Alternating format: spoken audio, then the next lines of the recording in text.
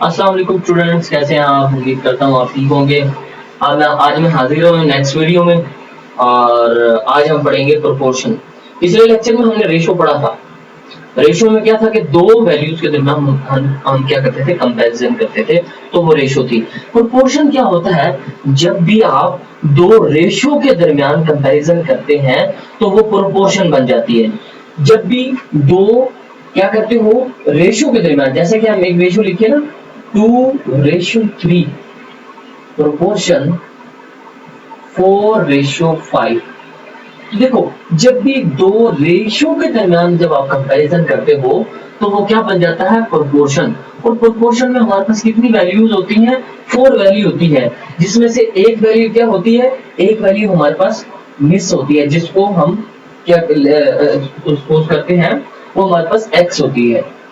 तो ये देखो, जब भी हम दो रेशियो के दरमियान कंपैरिजन करते हैं तो वो हमारे पास बन जाता है प्रोपोर्शन। प्रोपोर्शन में क्या होता है, जो आपके पास मिड वाली वैल्यू होती है ये होती है मीन, इनको हम कहते हैं मीन। और जो लास्ट वाली वैल्यू होती है इनको हम कहते हैं एक्सट्रीम। ठीक है, इनको काफी दो मेथड है इसको सॉल्व करने के प्रोपोर्शन को। या तो आप इसको फ्रैक्शन की फॉर्म में इसको सॉल्व कर सकते हो, जैसे कि हम लिख सकते हैं 2/3, ये प्रोपोर्शन मीन इक्वल x/5, हम ऐसे भी लिख सकते हैं इसको। फिर हम क्या करते हैं, इक्वल का साइन है तो हम क्या करते हैं, क्रॉस मल्टीप्लिकेशन करते हैं, एक दूसरे के साथ क्रॉस मल्टीप्लिकेशन करते हैं। 2 × 5 is equal to x×3 mean 3x। अब हमें x की वैल्यू चाहिए होती है ये वाली, तो 3 को साइड में डिवाइड कर लेते हैं। 2 × 5 10 डिवाइडेड बाई 3, तो ये हमारे पास क्या आ गई, x की वैल्यू आ गई। तो इस तरीके से हम प्रोपोर्शन को सॉल्व करते हैं। और दूसरा मेथड इसका ये है, मीन एंड एक्सट्रीम को मल्टीप्लाई कर लो। मीन को मीन से मल्टीप्लाई कर दो, मीन वाले हमारे पास ये दो हैं 3 एंड x, तो मल्टीप्लाई कर लो 3 × x इज इक्वल टू, फिर आप एक्सट्रीम को मल्टीप्लाई करें 2 × 5, 3x is equal to 10, x is equal to 10/3। ये हमारा आंसर आ गया। आप इस मेथड से भी इसे सॉल्व कर सकते हैं। और सेकंड मेथड हमारे पास ये वाला है, जो कि मैं तो प्रेफर करूंगा आपको कि ये वाला आप मेथड चूज करें। वो इसलिए कि हम आगे जितने भी क्वेश्चंस पढ़ेंगे रेशियो के एंड प्रोपोर्शन के, प्रोपोर्शन में फिर आगे फर्दर इसकी दो टाइप होती है प्रोपोर्शन की, एक डायरेक्ट प्रोपोर्शन होता है, एक इनवर्स प्रोपोर्शन होता है। तो उसमें भी मोस्टली हम इस मेथड को इस्तेमाल करते हैं, फ्रैक्शन वाले मेथड को हम यूज करते हैं, ना कि हम एक्सट्रीम वाले लेते हैं, मीन वाले। मीन और एक्सट्रीम का हम ज्यादातर यूजेज हम अपनी ना वो मिडिल क्लास में हम यूज करते थे, ज्यादातर इसे 9th क्लास में इसे यूज करते थे। तो यहाँ पर थोड़े से क्वेश्चन थोड़े से कॉम्प्लेक्स होते हैं, तो मैं तो आपको प्रेफर ये करूंगा कि आप ये फ्रैक्शन वाला जो मेथड है हमारा, इसको आप यूज करें। तो स्टूडेंट, अभी हम पढ़ने जा रहे हैं प्रोपोर्शन से रिलेटेड। हम क्वेश्चंस पढ़ेंगे, एग्जांपल्स पढ़ेंगे और फिर हम पास पेपर डिस्कस करेंगे इससे रिलेटेड। देखो, प्रोपोर्शन की डेफिनेशन मैंने आपको बताई। जब भी हम when we compare or when we comparison between two ratios, it is known as proportion. In proportion, the second and third elements are called mean. Second and third, मैंने जैसे बताया था ना, 3:4 रेशो, proportion x/5। तो यहाँ पर क्या है, third elements, second and third हमारे पास मीन है। इसी तरीके से फर्स्ट एंड फोर्थ हमारे एलिमेंट्स है, वो हम उसे हम क्या कहते हैं, एक्सट्रीम कहते हैं। ये वाले आपके पास आ गए एक्सट्रीम, इसे हम कहते हैं एक्सट्रीम। ये है हमारे पास मीन। तो ये सिंपल डेफिनेशन है। डेफिनेशन मैंने आपको वैसे बता दिया कि दो रेशियो के दरमियान कंपैरिजन करते हैं। और रेशियो हमारे पास क्या थी, जब दो वैल्यू के दरमियान जब आप कंपैरिजन करते हैं, दो चीजों के दरमियान कंपैरिजन करते हैं, तो वो रेशियो में थी। इसी से रिलेटेड हम कुछ क्वेश्चन देखते हैं। देखो जरा, in relation in which one, अब देखो रेशियो प्रोपोर्शन की हमारे पास दो टाइप्स होती है, एक होता है डायरेक्ट प्रोपोर्शन, एक होता है इनवर्स प्रोपोर्शन। डायरेक्ट प्रोपोर्शन क्या होती है, सिंपल अल्फाज में मैं आपको पहले बताता हूँ। डायरेक्ट प्रोपोर्शन वो होती है जिसमें एक क्वांटिटी के बढ़ने से दूसरी क्वांटिटी भी बढ़े, या फिर एक चीज के कम होने से दूसरी चीज भी कम हो, तो ये होती है डायरेक्ट प्रोपोर्शन। किस तरीके से, इसकी मिसाल मैं आपको सिंपल सी देता हूँ। फर्स्ट करो 5 मजदूर हैं, अगर 5 दिन काम करते हैं तो 5,000 रुपए कमाते हैं। मीन 5 लोग थे तो एक बंदे ने 1,000 कमाया 5 दिन, तो 5,000। इसी तरीके से 6 लोग होंगे तो 6 दिन काम करेंगे तो 6,000 कमाएंगे। मजदूर कम तो पैसे भी कम, मजदूर ज्यादा तो पैसे भी ज्यादा। देखो टाइम के बढ़ने से, दिन के बढ़ने से उनकी तनख्वाह भी बढ़ गई। एक चीज, एक क्वांटिटी के बढ़ने से दूसरी क्वांटिटी भी बढ़ जाए तो इसको हम कहते हैं डायरेक्ट प्रोपोर्शन। या फिर हम कहते हैं एक चीज के कम होने से दूसरी चीज भी कम हो जाए। इसी की मिसाल दोबारा फिर आप इसे ही रिवर्स कर लें कि जैसे कि हमने मजदूर की बात करी, वही मजदूर हम कर देते हैं 3 मजदूर 3 दिन काम करेंगे तो कितने पैसे कमाएंगे, तो 3,000 कमाएंगे। देखो मजदूर की अब जो स्ट्रेंथ कम हुई तो हमारे पास जो अमाउंट है, जो मनी आप अर्न कर रहे हैं वो भी कम हो जाएगी उसी तरीके से। तो ये होता है वहां पर डायरेक्ट प्रोपोर्शन। डायरेक्ट प्रोपोर्शन की डेफिनेशन देखो, a relation in which one quantity increase और decrease in the same proportion by increasing और डिक्रीजिंग द अदर क्वांटिटी। इसका मतलब यहाँ पर पता क्या है, कहते हैं कि अगर एक क्वांटिटी इंक्रीज हो रही है तो उसी लिहाज से दूसरी क्वांटिटी भी इंक्रीज होगी। अगर एक क्वांटिटी डिक्रीज हो रही है तो उसी लिहाज से दूसरी क्वांटिटी भी डिक्रीज होगी, तो इसे हम कहते हैं डायरेक्ट प्रोपोर्शन। और इसी तरीके से एक होता है इनवर्स प्रोपोर्शन। इनवर्स प्रोपोर्शन में क्या होता है, इनवर्स प्रोपोर्शन में हम ये करते हैं कि एक चीज के बढ़ने से दूसरी चीज कम हो जाती है, ठीक है ना। एक क्वांटिटी के बढ़ने से दूसरी क्वांटिटी कम हो जाती है। इसकी मिसाल हम ऐसे ले सकते हैं, जैसे कि हम कहते हैं जितनी गाड़ी की स्पीड तेज करेंगे उतना हमारा टाइम कम लगेगा। देखो स्पीड बढ़ाने से हमारा टाइम कम लग रहा है, हमारा जो हम अपना जो हमारी बेसिकली हमारा जो पॉइंट है जिधर हमने पहुंचना है तो उधर हम जल्दी पहुंच पाएंगे अगर हम गाड़ी की स्पीड तेज करते हैं। मीन स्पीड तेज करने से टाइम आपका कम लग रहा है। देखो एक चीज के बढ़ाने से दूसरी चीज कम हो जाए या फिर एक चीज के कम होने से दूसरी चीज बढ़ जाए, इसको हम कहते हैं इनवर्स प्रोपोर्शन। देखो इनवर्स हो गया ना, यहाँ पर एक चीज बढ़ रही है दूसरी चीज कम हो रही है, तो इसको हम कहते हैं इनवर्स प्रोपोर्शन। डेफिनेशन देख ले, relation in which one quantity increase in the same proportion by decreasing the other quantity. देखो एक क्वांटिटी के इंक्रीज करने से दूसरी क्वांटिटी डिक्रीज हो जाए, और इसी तरीके से वाइस वर्सा, मीन उसी का यूनिट कि एक डिक्रीज और दूसरी इंक्रीज हो जाए, तो उसको हम कहते हैं कि इनवर्स प्रोपोर्शन। अच्छा स्टूडेंट, कुछ चीजें हैं, मैं आपको कुछ रिलेशंस बता देता हूँ। वो रिलेशन अगर आप नोट कर लें तो आपको जितने भी क्वेश्चन होते हैं डायरेक्ट और इनवर्स के, आपको कंफ्यूजन नहीं होगी। कुछ पहचान बता देता हूँ मैं आपको, तो आप उस तरीके से भी इनको जज कर सकते हैं कि अगर ये स्टेटमेंट लिखी आई तो ये डायरेक्ट प्रोपोर्शन होगा, अगर ये स्टेटमेंट लिखी आई तो इनवर्स प्रोपोर्शन होगा। तो मैं आपको कुछ चीजें नोट करवा देता हूँ। जब भी हमारे पास डेज एंड वर्क की बात आएगी,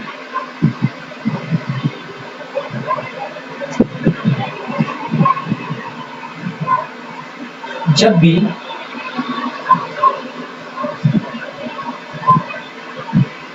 डेज एंड वर्क की बात आएगी तो वो हमारे पास क्या है, डायरेक्ट प्रोपोर्शन है, ठीक है ना।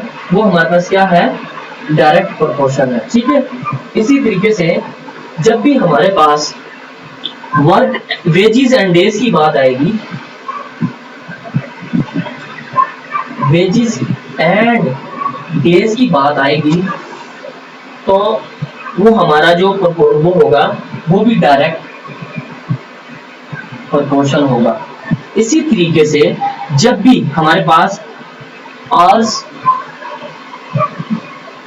जब भी हमारे पास आवर्स एंड डे की बात आएगी, जब भी हमारे पास, तो वो हमारे पास क्या होगा, इनवर्स प्रोपोर्शन होगा। क्या होगा वो, इनवर्स प्रोपोर्शन होगा। इसी तरीके से जब भी हमारे पास number of man and days की बात आएगी, जब भी हमारे पास number of man and days की बात जब आएगी तो वो भी हमारे पास रिलेशन क्या होगा, इनवर्स रिलेशन होगा, वो भी हमारे पास इनवर्स रिलेशन होगा। इसी तरीके से वेजेस एंड वर्कर की जब बात आएगी हमारे पास, wages and worker, wages and worker की जब बात आएगी हमारे पास तो क्या होगा, ये हमारे पास लास्ट वाला डायरेक्ट प्रोपोर्शन होगा। तो स्टूडेंट्स ये कुछ मैंने आपको हिंट दिए हैं, ठीक है ना, कुछ शॉर्टकट्स बताए मैंने ताकि आप क्वेश्चन को इजीली जज कर लें कि ये डायरेक्ट प्रोपोर्शन से सॉल्व होगा या इनवर्स प्रोपोर्शन से सॉल्व होगा। याद रखना जब भी डेज एंड वर्क की बात आएगी तो direct proportion, wages and days की बात आएगी तो direct proportion, hours and days की बात आएगी तो inverse proportion, number of man और डेज की जब इनके दरमियान कंपैरिजन, ये इनके बेसिकली इनके दरमियान हमने कंपैरिजन करना है, इनके दरमियान कंपैरिजन करेंगे तो inverse proportion, wages and worker की बात आएगी तो डायरेक्ट प्रोपोर्शन। तो ये कुछ मैंने टिप्स बताए हैं, दूसरे अल्फाज में कह सकते हैं जुगाड़। तो आप इजीली क्वेश्चन को वो कर सकते हैं कि अंडरस्टैंड कर सकते हैं कि हमने किस तरीके से इसको सॉल्व करना है, ये आया कि डायरेक्ट मेथड का है या इनवर्स मेथड का है। तो अब हम चलते हैं क्वेश्चंस की तरफ, जहां से आपको क्वेश्चन में समझना है आप कमेंट में हमें जरूर बताएं, इंशाल्लाह आपका हम क्वेरीज का आंसर जरूर देंगे और साथ साथ उम्मीद करते हैं कि आपको हमारे लेक्चर्स की अच्छी समझ आएगी। देखो एग्जांपल 1, गाजी अर्न्स 7500 इन 2 वीक्स। तो कहते हैं कि 2 वीक्स में 7500 अर्न्स करता है, वो 7500 रुपए कमा रहा है 2 वीक्स में। अब देखो 2 वीक्स मीन 14 डेज, एक हफ्ते में 7 दिन, 2 हफ्ते में 14 दिन। वो कहते हैं कि 14 दिनों में 7500 रुपए कमा रहा है, ठीक है ना। What will he earn in 2 days if he works 16 days a week? वो कहते हैं कि 2 दिनों में कितने पैसे वो कमाएगा अगर वो हर हफ्ता जो उसका है काम करने का वो 6 दिनों का हो। देखो जरा, पहले तो हमें जनरल बताया उसने कि गाजी वैसे भी 2 हफ्तों में ना 7500 रुपए कमाता है। फिर हमें वीक की कंडीशन बताई कि उसका जो वीक है ना पर वीक वो 6 डेज का है। मीन अब आप इस तरह करो, यहाँ पर रिलेशन कौन सा हमारे पास, मनी है, अमाउंट की बात हो रही है और दूसरी हमारे पास डेज की बात हो रही है, ठीक है ना। अमाउंट की बात हो रही है और डेज की बात हो रही है। तो अब क्या करो, पहले इसका रिलेशन बनाओ। देखो जरा, हमने लिख लिया अमाउंट, दूसरी साइड पे लिख लिया डेज। देखो हमें कहता है कि गाजी 7500 रुपए कमाता 2 वीक्स में, और फिर वो बताता है कि जो उसका एक वीक है ना, बेसिकली वीक वो 6 दिनों का है, मीन वो 12 दिनों में 7500 रुपए कमा रहा है। तो कहता है what will he earn in 2 days, 2 दिनों में, sorry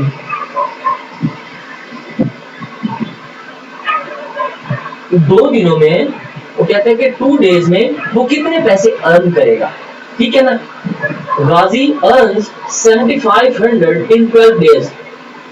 In how much money he will earn in 2 days? हमने ये फाइंड करना है। हमें जनरल बताया गया कि 2 वीक्स, फिर हमें बताया कि वीक की कंडीशन बताई कि उसका जो वीक है वो 6 दिन का है। तो 2 वीक में कितने हो गए, 12 दिन, 12 दिन 7500 रुपए कमा रहा है, 2 दिन में कितने पाएगा। याद रखना स्टूडेंट, जिसमें एक्स हो उसका एरो आपने क्या शो करना है, अपवर्ड। अच्छा एक और चीज मैं आपको बताता हूँ, सॉरी मैंने आपको लेक्चर के स्टार्ट में नहीं बताया। देखो जो होते हैं वहां पर डायरेक्ट, तो उसमें दोनों आप एरो अपवर्ड शो करते हैं, और जो इनवर्स होता है उसमें एक एरो डाउनवर्ड होता है, एक एरो अपवर्ड होता है, ठीक है ना। इनवर्स प्रोपोर्शन में ये इनवर्स के लिए आप यूज करते हैं, ये आप डायरेक्ट के लिए यूज करते हैं। डायरेक्ट में दोनों साइन अपवर्ड होते हैं और इनवर्स में क्या होता है, एक एरो डाउनवर्ड और एक अपवर्ड। देखो याद रखना, जिसमें एक्स होगा, जिसमें हमारे पास एक्स होगा, वेरिएबल होगा, उसका एरो हमेशा आपने अपवर्ड शो कर देना है, ठीक है, आपने ऐसे शो कर देना। फिर आपने क्या करना है, कंपैरिजन करना है। देखो 12 डेज में 7500 अर्न कर रहा है, 12 दिनों में 7500 रुपए कमा रहा है।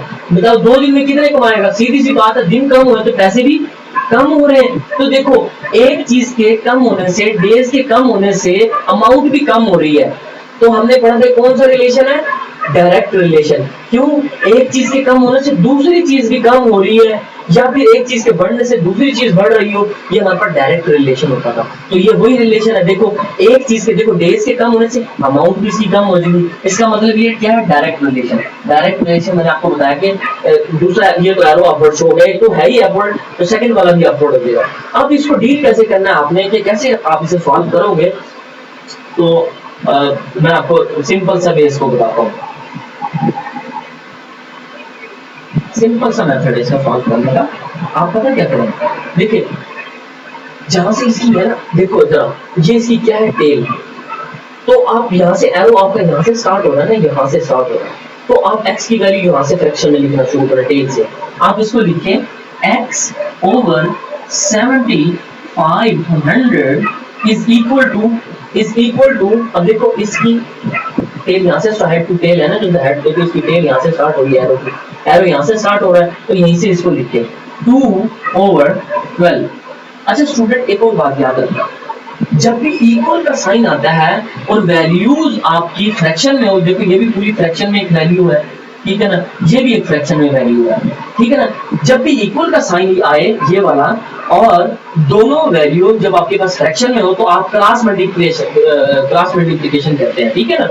2 को 7500 से मल्टीप्लाई करेंगे, 12 को x से मल्टीप्लाई करेंगे, x cross 12 is equal to 2 cross 7500, ठीक है। अब हमें क्योंकि x की वैल्यू चाहिए तो 12 को इस साइड पे डिवाइड कर दो, x is equal to 2 cross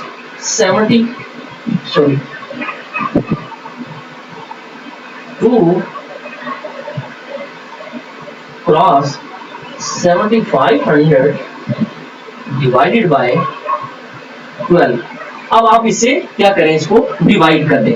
जब आप इसको इससे डिवाइड करेंगे तो जो आपका आंसर आएगा वो क्या आंसर बेसिकली आएगा, इसको आप कैंसिल करें तो x की वैल्यू आएगी, देखो 2 1 जा 2 6 जा 12, ठीक है। देखो 6 को इसे कैंसिल करें, 6 1 जा 1 इधर रिप्लेस हुआ 15 हो गया, 6 यहाँ पे लिखते हैं 6 1 जा 1 इधर रिप्लेस हुआ 15 बन गया, 6 2 जा 12 3 इधर रिप्लेस हो गया 30 बन गया, 6 5 जा 30 एंड 0। तो x की वैल्यू क्या आ गई 1250। इसका मतलब ये है कि वो 2 दिनों में कितने पैसे कमाएगा, 1250 रुपए कमाएगा।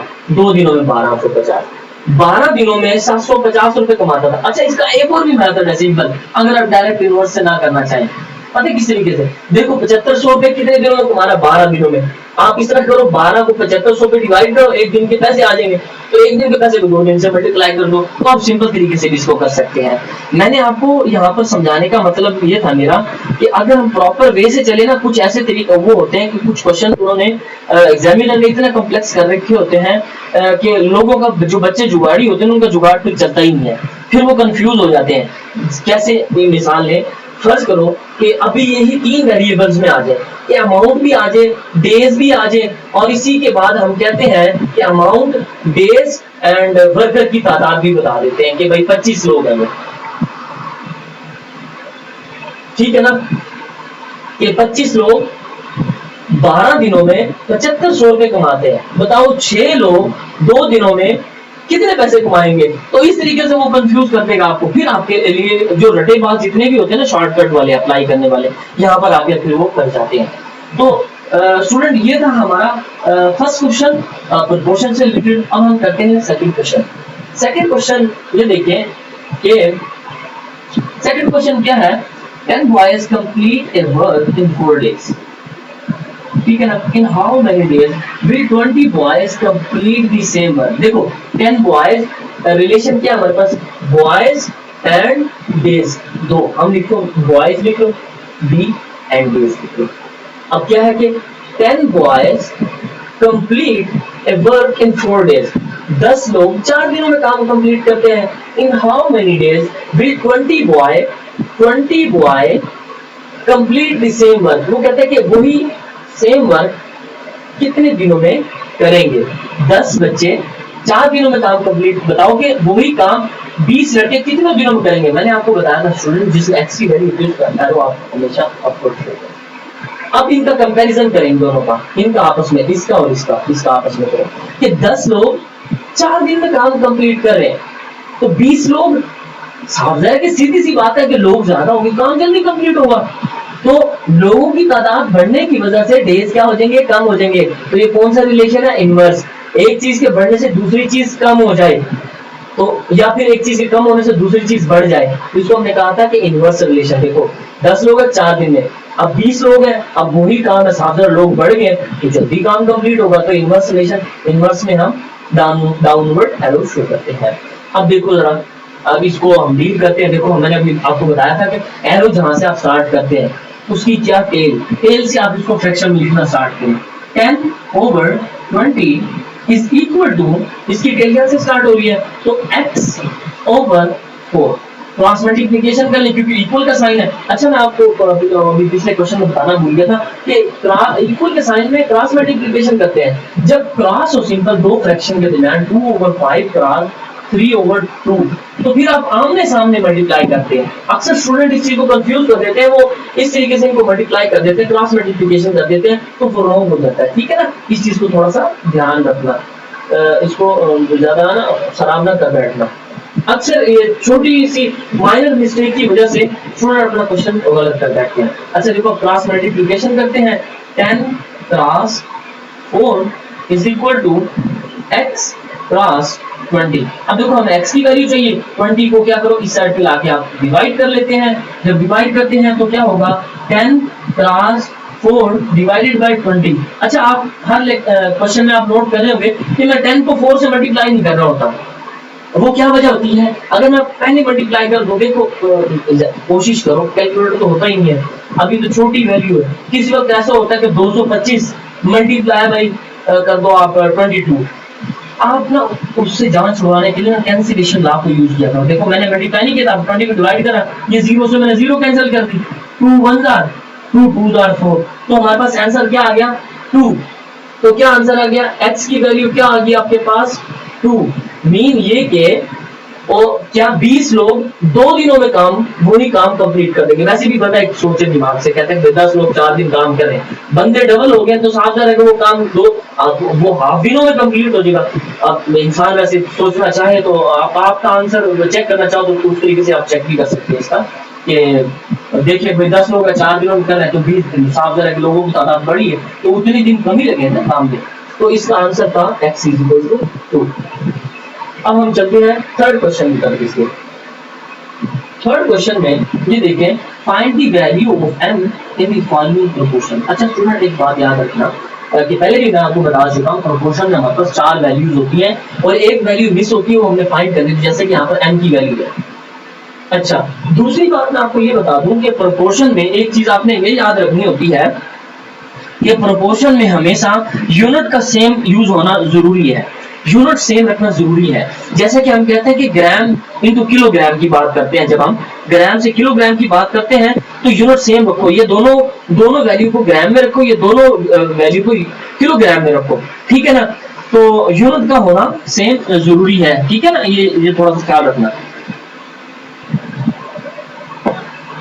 सोरे में पेप्सी पी रहा था, गलत थोड़ा कुछ हो गया तो इतनी तो इजाजत हो गई मुझे को भी। देखो इसको सॉल्व करते हैं, 13 divided by 3 is equal to, क्योंकि हमें पता है कि रेशो को फ्रैक्शन की फॉर्म में भी लिख सकते हैं, ये लिख लिया। अब हम क्या करते हैं, क्रॉस मल्टीप्लिकेशन करते हैं, 6 cross 13 is equal to m cross 3। अब 3 को क्या करो इस साइड पे डिवाइड कर दो, 6 क्रॉस 13 डिवाइडेड बाय 3। देखो मैं उस टाइम 13 को 6 से मल्टीप्लाई करता फिर 3 से डिवाइड करना कंफ्यूज होता है, यहाँ पर कैंसिल कर सकते हैं, 3 1 3 2 तो 13 को 2 से मल्टीप्लाई करते 26। तो m की वैल्यू आपके पास क्या आ गई 26। अच्छा स्टूडेंट ये बाकी जितने भी हैं ये आप खुद करें, m रेशो 5:3/10 m की वैल्यू फाइंड करें, और ये थर्ड वाला भी जो है पार्ट ये भी आप खुद करें, और इसके बाद ये फोर्थ है, फिफ्थ है, सिक्स्थ है, ये भी आपने खुद करने आपके जिम्मे है। अच्छा मैं ऐसा करता हूँ, आपको जो इसका पार्ट है ना फिफ्थ वाला पॉइंट वाला, एक मैं कर देता हूँ और एक आपको खुद करना, ठीक है ना, ये आपके जिम्मे। देखो क्वेश्चन नंबर 5 देखो, पॉइंट वाला एक देखो, 0.21 ratio 6.3 is equal to 0.06 ratio m, ठीक है।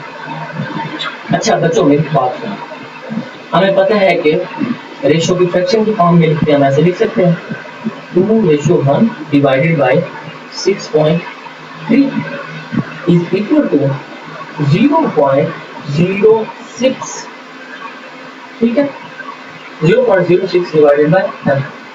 अच्छा हमने एक चीज छोटी क्लास में पढ़ी थी 8th क्लास में, जब भी कोई वैल्यू डिवाइड हो रही होती है, जब भी कोई वैल्यू डिवाइड हो रही होती है, जब हम इसे उसमें मल्टीप्लाई में चेंज करते हैं तो इसकी हम ऑर्डर को चेंज कर देते हैं, या फिर पहले आप सिंपल इसको इस तरह देखो, इसका पॉइंट खत्म करो 0.21, इसका पॉइंट खत्म करेंगे तो 1 रिप्लेस, एंड कितने डिजिट्स हैं 2, तो 2 0 आ गया, ठीक है, डिवाइडेड बाय 6.3, 6.3 पॉइंट रिप्लेस करें 1, कितने डिजिट्स हैं 1, तो 1 आ गया। अच्छा, तो हमारे पास वैल्यू बनी 21/100, और जो बड़े वाला जो डिवाइड हो रहा है वो ये वाला है, ठीक है ना, डिवाइडेड बाय 63/10, और इसको भी इसी तरीके से अगर हम इसको लिखें तो ये हमारे पास होगा 21/100 divided by 63/10 is equal to, अब इसको भी ऐसे लिख लो, पॉइंट को रिप्लेस करो तो 1, पहले तो ऐसे लिख लो ना 0.06, पॉइंट को रिप्लेस करा तो 1, कितने डिजिट्स है 2, तो 20 डिवाइडेड बाय m, तो हम इसको कैसे लिख सकते हैं, ये जस्ट 6 रह गया क्योंकि पॉइंट खत्म हो गया, उसके बाद जितनी भी जीरो है पहले उसकी कोई वैल्यू नहीं है, ठीक है ना, तो ये हो गया 6 डिवाइडेड बाय 100 और ये m। अच्छा, अब मैं आपको एक चीज बताता हूँ कि बड़ी समझने वाली बात है, वो ये है कि जब भी देखो ये हमारे पास मेन डिवाइड ये है, जब भी डिवीजन को मल्टीप्लिकेशन में चेंज करते हैं, जो फ्रैक्शन वाली वैल्यू होती है उनका ऑर्डर चेंज हो जाता है। कैसे, देखो 21 डिवाइडेड बाय 100, अब ये डिवाइड है ना, ये जो डिवाइड है ये वाला, इसको आप जब रिप्लेस करेंगे मल्टीप्लिकेशन में तो ये 10 ऊपर चला जाएगा और 63 नीचे आ जाएगा, तो ये हो जाएगा 10 डिवाइडेड बाय 63, तो 10 डिवाइडेड बाय 63 हो जाएगा। इसी तरीके से अब आप क्या करो, और m का देख लो, m के नीचे क्या है बेसिकली 1, m के नीचे क्या है बेसिकली 1, तो आप इसका भी ऑर्डर चेंज करें तो क्या होगा 6 डिवाइडेड बाय 100 क्रॉस 1/m, ठीक है बच्चों, यहाँ तक समझ आ गई। अच्छा, अब आप ये देखिए जरा, अब ऐसा करते हैं, मैं ये वाला रेंज करूं ऊपर वाला ताकि मैं ना ये से कंटिन्यू करूं नेक्स्ट स्लाइड में। तो अच्छा ऐसा करते हैं, इसको नेक्स्ट स्लाइड पे ले लेते हैं, फिर ऐसा करते हैं कि नेक्स्ट स्लाइड पे ले लेते हैं। तो देखो जरा, हमारे पास बेसिकली था कि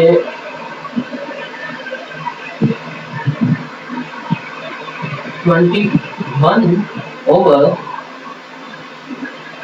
100, 10 over 63, 21/100, 10 over 63 is equal to, हमारे पास जो था वो है 6/100, 6/100 is equal to 6/100 plus 1/n। अब हमारे पास ये क्वेश्चन है, ठीक है, देखो 10 से हमने 10 रिप्लेस कर दी, ठीक है। अच्छा, इसके बाद कुछ कैंसिल होता है तो ठीक है, वरना इसको ऐसे लिखिए, तो ये हो गया 21 को 1 से मल्टीप्लाई कर तो 1 आएगा, इस 21 को, क्योंकि क्रॉस मल्टीप्लिकेशन तो आमने सामने अपने मल्टीप्लाई करना है, 21 को 1 से मल्टीप्लाई 21 आ गया, 63 को 10 से आप मल्टीप्लाई करें तो क्या होगा 630 हो जाएगा, ठीक है, इज इक्वल टू, अब देखो ये टेबल 2 के टेबल पे कैंसिल होता है, देखो जरा 2 3s are 6, 2 5s are 10, 2 0, ठीक है, तो ये हमारे पास क्या बना 3/50। अब देखो इक्वल का साइन है इनके दरमियान, सबके दरमियान फ्रैक्शन है, आप क्रॉस मल्टीप्लिकेशन कर लो, 50 cross 20 cross m is equal to 3 cross 630। अब हमें m की वैल्यू ये चाहिए, इस सब की वैल्यू, इस सब वैल्यू को साइड पे जाके इसको साइड पे डिवाइड कर दो, ठीक है, तो लिखो 3 क्रॉस 630 ओवर 50 क्रॉस 21। देखो कितनी बड़ी वैल्यू थी, मैंने मल्टीप्लाई कहीं पर भी नहीं किया, मुझे पता कि कैंसिल कहीं ना कहीं ये होगा जरूर। देखो एक जीरो से एक जीरो कैंसिल, हम जुगाड़ी वैसे भी, और कैलकुलेटर वैसे भी अलाउ नहीं होता एग्जाम में, तो आप फिर मल्टीप्लाई कैसे करेंगे, और बच्चे कुछ ऐसे होते हैं कि उन बेचारों से मल्टीप्लाई नहीं होता अच्छे तरीके से और वो गलत कर देते हैं आपका क्वेश्चन को, तो ये थ्रू कैंसिलेशन आप उसको वो कर सकते हैं, ये 0 से 0 कैंसिल, अब देखो 3 1 3, 3 7 आर 21। अब ये देखो यहाँ पे कैंसिल हो गया, 7 1 आर 7 9 आर, तो हमारे पास m की वैल्यू क्या आ गई 9/5। आप इसको फ्रैक्शन की फॉर्म में भी लिख सकते हैं, m इज इक्वल टू 9/5, इस फॉर्म में भी लिख सकते हैं इसको, और बाकी डिवाइड करना चाहें तो आप डिवाइड भी कर सकते हैं इसको। बाकी ये भी आंसर आपका ठीक है स्टूडेंट। ये हमने किया था प्रोपोर्शन का, छोटे बड़े क्वेश्चन थे, मिसिंग वैल्यू जिसमें एक होती है, और इसके जो प्रॉपर क्वेश्चन थे वो हमने सॉल्व किए हैं। अब देखो क्वेश्चन की तरफ आते हैं। The sale price of 5 kg salt is 45, find the sale price of 9 kg salt। ये तो वैसे भी कर सकते हैं, देखो भाई 5 किलो जो नमक की कीमत है वो 45 रुपए है, तो 9 किलो की कितनी होगी, आप ऐसा करो 45 को 5 पे डिवाइड कर लो 9, तो 1 किलो की कीमत 9 रुपए आ गई। अब इस 9 को 9 से मल्टीप्लाई कर दो तो 81 वैसे ही आ जाता है, सिंपल है। अगर आप दूसरे तरीके से करना चाहें, हम कहते हैं कि देखो यहाँ लिखी क्या लिख लिया हमने, यहाँ पर 60 लिख लिया और यहाँ पर हमने लिख ली प्राइस। 5 किलो साल्ट की जो कीमत है वो 45 है। बताओ कि 9 kg साल्ट की कीमत कितनी होगी। अब जिसे x है उसको आप क्या करेंगे, अपवर्ड शो करेंगे। अब देखो कंपैरिजन करो कि 5 किलो 45 रुपए का, तो 9 किलो साफ जरा के नमक की वो क्या कहते हैं मिकदार ज्यादा होगी तो पैसे भी ज्यादा होंगे, 9 किलो हो गया तो वो पैसे भी ज्यादा हो जाएंगे। एक चीज के बढ़ने से दूसरी चीज बढ़ जाए तो डायरेक्ट प्रोपोर्शन होता है।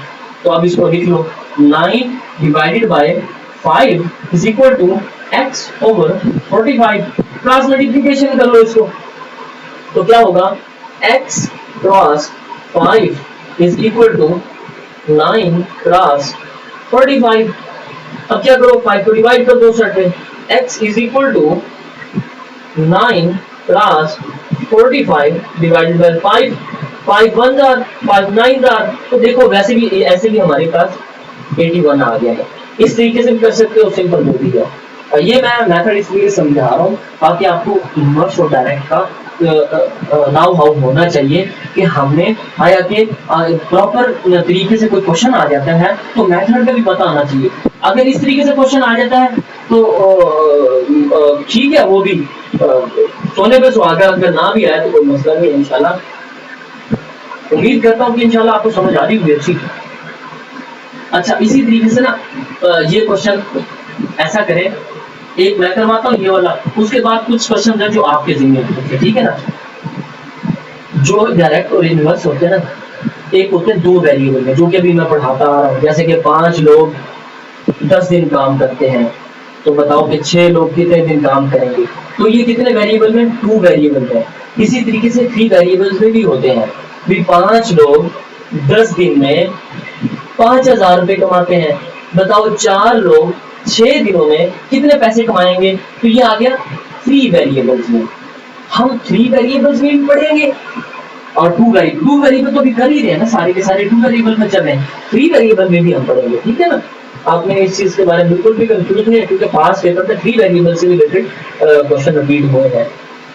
अच्छा, इस क्वेश्चन को हम करते हैं सॉल्व। ऐसा करते हैं, ब्लू ले लेते हैं, काफी देर रेड को यूज करते हैं, और रेड कलर वैसे भी अच्छा नहीं होता, आपको पता है कि ज्यादातर फांसी के ऑर्डर इससे दिए जाते हैं, तो रेड कलर से भी अच्छा नहीं समझता इससे।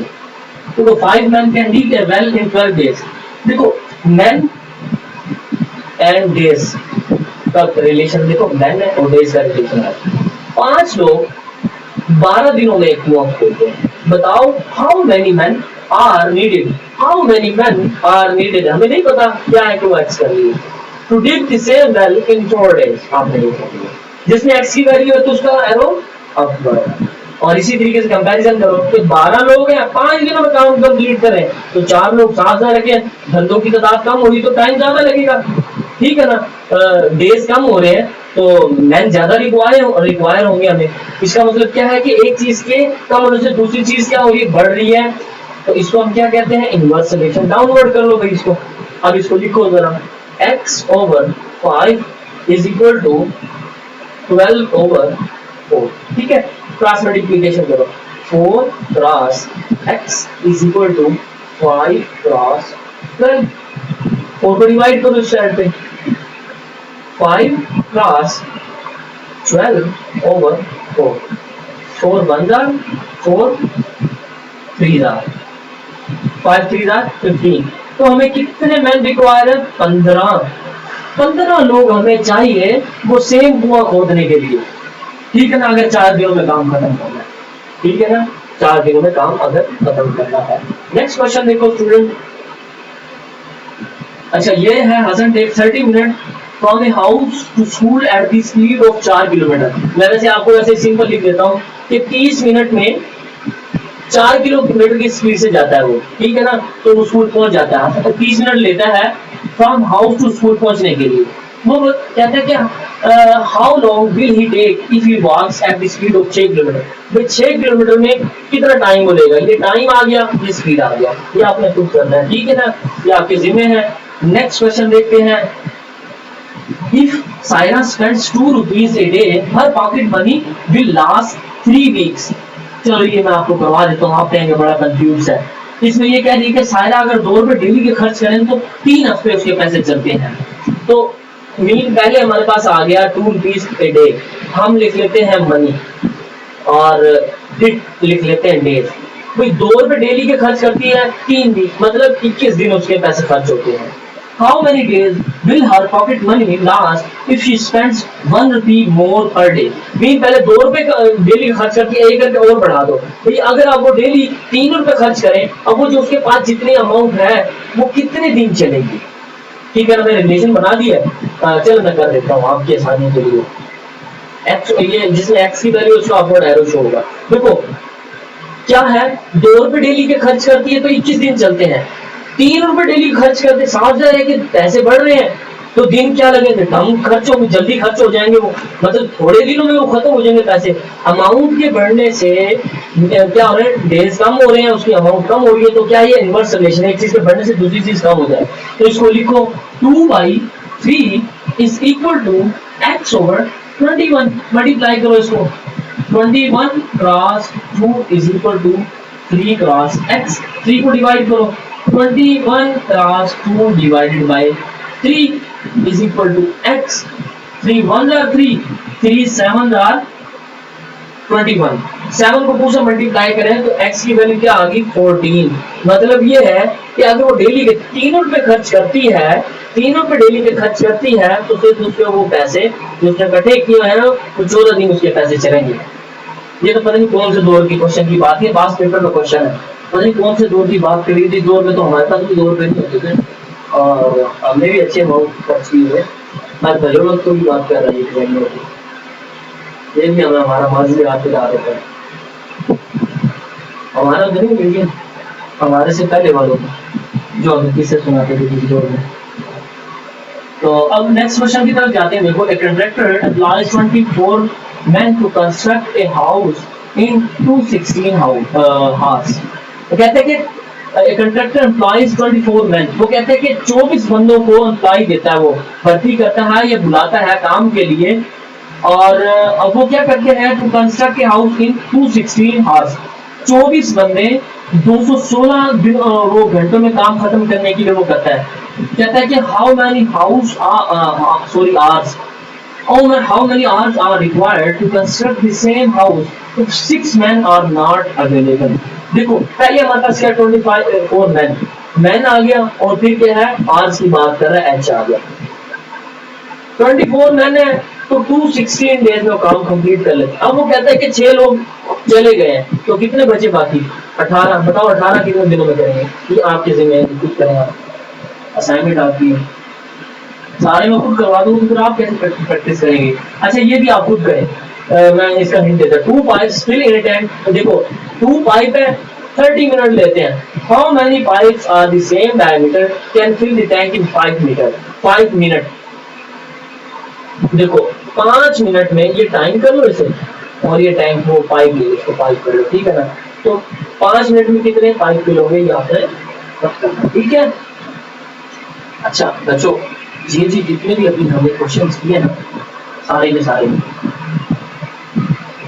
ये 2 वेरिएबल है। यहाँ तक कि ये जो क्वेश्चन है ये भी 2 वेरिएबल है, ठीक है ना, ये भी 2 वेरिएबल है। अभी जो पिछला था वो आपने खुद करना क्वेश्चन नंबर 8। अब इसमें अब आ रहे हैं 3 वेरिएबल्स की तरफ, मतलब 3 चीजों का रिलेशन आपस में होगा।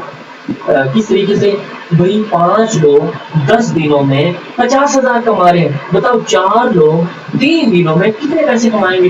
तीन चीजों का जब कंपैरिजन आएगा तो ये डायरेक्ट और इनवर्स वाले क्वेश्चन 3 वेरिएबल्स में आते हैं। और ज्यादातर क्वेश्चन ऐसा होता है कि 2 वेरिएबल में देते हैं। 2024 के क्वेश्चन में भी 2 वेरिएबल्स में आया, 2018 में भी आया, 17 में भी आया है, 3 वेरिएबल्स में भी आते हैं। ये जो है ना 9 और 10 ये तकरीबन पास पेपर से क्वेश्चन है। देखो 6 typists working 5 hours a day can type a book in 16 days। 6 typists को आप क्या कर लो, टी कर लो। 6 typists working 5 hours मतलब x कर लो, टाइम कर लो उसको। ये टाइपिस्ट है, ठीक है ना, ये मैं TYP लिख रहा हूँ। 5 hours डेली काम करते हैं, can type a book in 16 दिनों में मतलब डेज। अब हम लिखते हैं 6 टाइपिस्ट डेली 5 घंटे काम करें तो 16 दिनों में क्या करते हैं, एक बुक को वो टाइप कर देते, कर सकते हैं, करते हैं, ठीक है ना, तो कर सकते हैं। How many days will 4 typist, how many days, देखो हाउ मेनी डेज हमारे पे डेज नहीं है तो एक्स कर लिया, हाउ मेनी डेज ये हो गया। विल 4 टाइपिस्ट को हमने ये कर लिया। 4 typists take to do the same job। same job mean जो है, जो वो कर रहे हैं same job, each working 6 hours a day। अब क्या दोबारा मैं आपको बताता हूँ। देखो कहते हैं कि 6 टाइपिस्ट 5 घंटे काम करें तो 16 दिनों में एक बुक को टाइप कर सकते हैं। बताओ कि 4 टाइपिस्ट अगर 6 घंटे डेली काम करें तो बताओ कितने दिनों में वो कितने मतलब डेज में वो बुक को टाइप कर देंगे। अच्छा बच्चों एक बात याद रखना, जिसमें एक्स हो उसका एरो आपने अब। अच्छा अब तो आप कंफ्यूज हो गए यार, आप इनको आप कैसे हम रिलेशन लेना शुरू करेंगे आप पता है क्या करो, उस पे आप ना हाथ रख लो, पहले 2 चीजों का कंपैरिजन करो। किस तरीके से टाइपिस्ट वाली लाइन को भी पूरी को छोड़ दो, मैंने ना इस पे हाथ रखा हुआ फिलहाल ना, ऐसे करके ना ये वाली सारी ना हाइड है, अभी इसकी तरफ आप ना जाओ, ये पूरी हाइड है, ठीक है ना, इसकी तरफ आपने नहीं देखना। ये जिसमें मैंने वो छोटी सर्कल लगाया ना, जिसमें सॉरी ये मैंने ये इसमें मार्क किया है, इसको आपने नहीं देखना। पहले इन दोनों का कंपैरिजन करो, आर का एंड का। देखो 5 घंटे डेली काम करते हैं, 16 दिनों में 5 घंटे डेली काम करते हैं, 16 दिनों में वो किताब को टाइप कर लेते हैं। तो 6 घंटे डेली काम करेंगे, कितने दिनों में करेंगे। देखो हमारे दिमाग में ये बात आ रही है कि 5 घंटे डेली टाइप करते हैं तो 16 दिनों में वो बुक टाइप कर लेते हैं। अब घंटे बढ़ गए हैं, टाइम बढ़ गया तो डेज कितने लगेंगे, कम लगेंगे। क्या ये कौन सा प्रोपोर्शन हुआ, इनवर्स प्रोपोर्शन। तो आपने एरो डाउनवर्ड शो कर दिया। दोबारा देखो 5 घंटे डेली टाइप करना शुरू करते हैं तो 16 दिनों में बुक टाइप कर सकते हैं। 6 घंटे, अब घंटा एक बढ़ गया, टाइम बढ़ा तो डेज क्या लगेंगे, कम। तो क्या हो गया, हमने लाइन डाउनवर्ड शो कर दी, भाई ये इनवर्स है। अब क्या करो, अच्छा अब आप पता क्या करो, अब हम ये करते हैं, हम करते ये हैं कि अच्छा अब ना आपने ना एक काम करना, इसकी तरफ नहीं देखना जिसमें मैं ये लाइन से ये शो कर रहा हूँ ना, जिसको मैं मार्क कर रहा हूँ, इसको नहीं देखना आपने। ये मैंने एक नंबर छुपा लिया है। अब मैं क्या करूँगा, टाइपिस्ट और डेज इनका आपस में कंपैरिजन करूंगा। देखो 6 टाइपिस्ट है, 16 दिनों में बुक को टाइप कर देते हैं। 4 टाइपिस्ट है, टाइपिस्ट की तादाद कम हुई तो डेज ज्यादा लगेंगे, टाइपिस्ट कम हुए तो डेज ज्यादा। एक चीज से कम होने से दूसरी चीज बढ़ जाए तो कौन सा प्रोपोर्शन होता है, इनवर्स प्रोपोर्शन। तो इसको भी हमने क्या कर लिया, इनवर्स में ले लिया, दोनों डाउनवर्ड एरो मैंने शो कर दिया। ठीक है बच्चों, अब हम करते हैं इसको सॉल्व तो ये बहुत आसान है, इसमें तो टेंशन ही लेनी ना आपने, तो ये तो बहुत ज्यादा इजी है। तो मैं पहले इसको शो कर दूं। अच्छा ये देखो, जिसमें x की वैल्यू है, जिसमें x की वैल्यू, आप हमेशा उसको फ्रैक्शन में लिख के इक्वल की साइड पे शो करो। इसमें ये x वाली ये वाली है ना, इसको एक साइड पे लिखते हैं, क्या लिखेंगे, x over 16 is equal to, और ये दो वैल्यू है ना, इनका आपस में क्रॉस मल्टीप्लिकेशन करें। कैसे, पहले इस वैल्यू को लिख लो 6 ओवर 4, देखो एरो यहाँ से स्टार्ट हो रहा था टेल से, तो यहाँ से मैं लिख रहा हूँ, कभी फिर आप कंफ्यूज सर पता नहीं और उसमें क्या लिखे है इसमें क्या लिखे है, मैं पहले समझा चुका हूँ, ठीक है ना। तो इसलिए 6 ओवर 4 लिखा।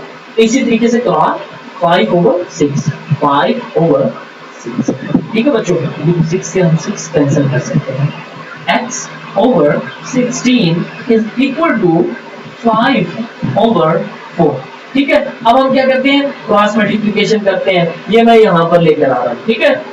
तो मसला तो नहीं, किसी यहाँ पर कोई हो तो आप कमेंट में ये मेंशन कर देते हैं, कर सकते हैं। 4 को x से मल्टीप्लाई करो, 4 cross x is equal to 5 cross 16। 4 को डिवाइड करो, x किसी क्योंकि हमें x की वैल्यू चाहिए, 5 क्रॉस 16 डिवाइडेड बाय 4, 4 1 दा 4 4 दा, 5 को 4 से मल्टीप्लाई करो तो क्या आंसर आएगा 20। तो बच्चों 20 दिनों में क्या करेंगे, वो जो 4 टाइप से अगर 6 घंटे डेली काम करें तो 20 दिनों में वो बुक को टाइप कर सकते हैं। ये था हमारा क्वेश्चन, 3 वेरिएबल्स में तो क्वेश्चन हमने पढ़ा। इसी से रिलेटेड एक और क्वेश्चन है, मैं इसकी इक्वेशन बना देता हूँ, आप करेंगे खुद सॉल्व। देखो, if the wages of 15 workers for 6 days are $9450, बात क्या हो रही है, वेजेस ऑफ 15 वर्कर, मतलब वर्कर्स की बात हो रही है, फिर डेज की बात हो रही है, फिर उनकी हम कह सकते हैं कि उनकी वेजेस की बात कर लेते हैं, ठीक है ना। हम लिखेंगे नंबर ऑफ मैन या वर्कर, वो लिख लिया, फिर डेज लिख लिया, फिर क्या लिख लेते हैं, उनकी वेजेस लिख लेते हैं, ठीक है ना। या अमाउंट कर लो, सॉरी ऐसा करते हैं, तो अमाउंट भी कर लेते हैं कि वो कितने पैसे कमाते हैं, ठीक है ना, इसको अमाउंट कर लो। देखो क्या है, 15 वर्कर 6 दिन काम करें तो वो कमाते हैं $9450, डॉलर मेंशन करने की जरूरत नहीं है, ठीक है ना। Find the wages of 19 worker, हमें वेजेस मीन वो अमाउंट नहीं पता, कितने वर्कर हो रहे हैं, 19 हो रहे हैं, और कितने घंटे डेली, कितने डेज काम करते हैं, 5 दिन। तो बच्चों देखो, जिसमें x की वैल्यू होती है हम क्या करते हैं, अपवर्ड शो करते हैं, ठीक है। अब देखो, अब इसको फिलहाल आप क्या करो, छुपा लो, इन दोनों का कंपैरिजन करो, डेज का और अमाउंट का। तो 6 दिन डेली काम करते हैं तो 9450 कमाते हैं, 5 दिन करेंगे, दिन कम हो रहे तो पैसे भी कम ही होंगे, एक चीज के कम होने से दूसरी चीज कम हो जाए तो ये क्या होता है, डायरेक्ट रिलेशन होता है, या फिर एक चीज के बढ़ने से दूसरी चीज बढ़ जाए वो भी डायरेक्ट रिलेशन हो, डायरेक्ट रिलेशन में हम अपवर्ड एरो शो करते हैं। अब ऐसा करो कि अब ये करते हैं इसको छुपा लेते हैं, आपने इसकी तरफ नहीं देखना, ठीक है ना। अब कंपैरिजन पता है किस चीज का करना है आपने, ठीक है ना, आपने कंपैरिजन करना है ये मैन का और अमाउंट का। भाई 15 लोग हैं तो 9450 कमा रहे हैं, 19 लोग कितने, साफ से रखे, बंदे बढ़े तो पैसे भी बढ़ जाएंगे, mean number of man increase हुए तो अमाउंट भी इंक्रीज हो जाएगी, क्या होगी, इंक्रीज होगी। तो ये भी क्या है, एक चीज के बढ़ने से दूसरी चीज बढ़ रही है, ये भी क्या है, हमारे पास डायरेक्ट रिलेशन है, ठीक है। अब इसको आप प्रॉपर तरीके से डील करें, जैसे कि मैंने आपको बताया था।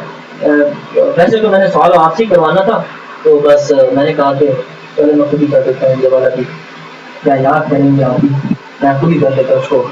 x वाली वैल्यू को इक्वल के साइन में आप शो करेंगे, x/9450 इज इक्वल टू, अभी इन दोनों वैल्यू को आप क्या करेंगे, क्रॉस मल्टीप्लिकेशन, 15/19 क्रॉस 5/6, 5/6। सॉरी बच्चों, एक हमने मिस्टेक कर ली है, मिस्टेक की है, अब ये जरा उसको वो करना, ये दोबारा मेथड, क्योंकि मैं एक मिस्टेक कर दिया उसके अंदर, ये दोबारा देखो जरा, जैसे देखो जरा, x वाली वैल्यू को इक्वल के साइन में, तो x/9450 इज इक्वल टू, ये एरो यहाँ से स्टार्ट हो रहा था ना, तो 9 और 15 लिखना था, ये 19/15 प्लस 5/6, 5/6 ये ऐसे आना था, 5 1 जार 5 3 जार 15, ठीक है। तो अब हम क्या करते हैं, क्रॉस मल्टीप्लिकेशन कर, पहले इनको मल्टीप्लाई करते हैं आपस में, 19 को 1 से मल्टीप्लाई करें, 6 को 3 से मल्टीप्लाई करें, तो ये आ गया x/9450 इज इक्वल टू 19/18। ये नेक्स्ट आपको सॉल्व कर लेना, इसका आंसर निकालना और मुझे कमेंट में बताना कि इसका आंसर क्या है। और ये था हमारा आज का लेक्चर बच्चों।